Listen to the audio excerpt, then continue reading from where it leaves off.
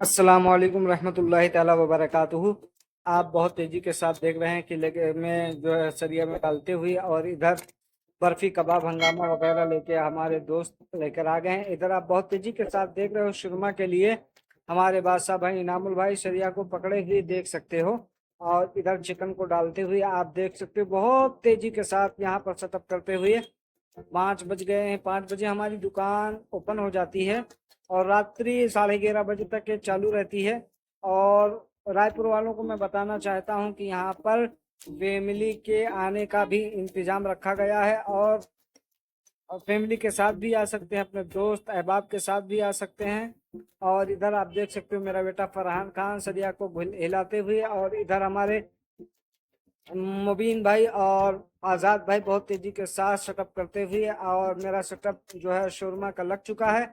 आप बहुत तेजी के साथ देख सकते हो। और उसका मैंने प्राइस सिर्फ सिर्फ 50 रुपया रखा है। और इधर रेडी कर दिया गया है माल। इधर कोयला जलाते हुए बिरयानी के लिए, और बिरयानी भी रेडी होकर आ गई है। एक बार